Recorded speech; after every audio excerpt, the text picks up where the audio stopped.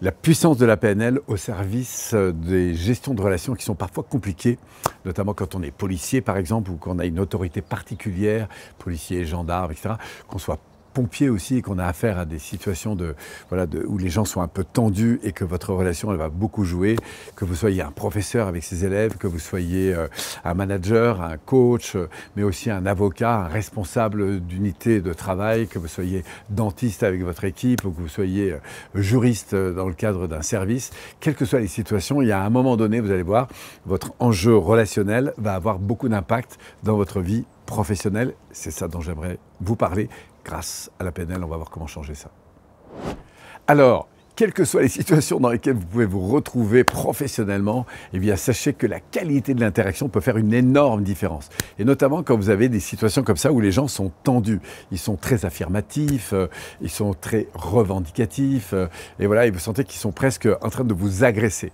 Et très souvent, la réaction qu'on a face à ça, c'est de dire « Attends, calme-toi, pourquoi tu dis ça ?» etc. Et puis de réagir en fait à la relation. Et moi, ce que je vais vous inviter à faire, eh bien, c'est de l'aïkido relationnel, c'est-à-dire d'apprendre à amortir ce qui vous arrive.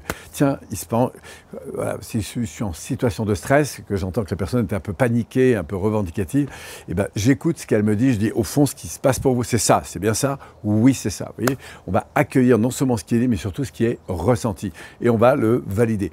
Tiens, j'ai l'impression que toi, tu n'en as rien à faire de ce truc-là, puisque tu dis que toi, la seule chose qui t'intéresse, c'est ça, c'est bien ça? Ok.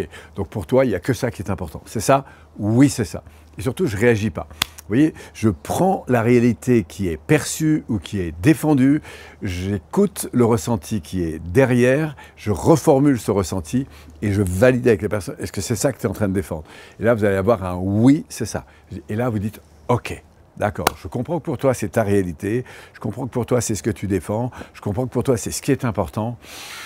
On inspire et on se pose. Alors si vous avez un intérêt pour cette vidéo, je profite de ce cadre exceptionnel pour vous inviter à faire un petit pouce ou vous abonner sur cette vidéo pour pouvoir recevoir à l'avenir très vite nos prochaines vidéos. Et vous allez voir en fait, à ce moment-là, il y a un truc incroyable qui va se passer, c'est que la personne, elle va s'apaiser, quelle que soit la situation. Donc c'est une clé qui est très importante pour amortir et puis surtout poser les choses. On a un effet un peu airbag, vous voyez.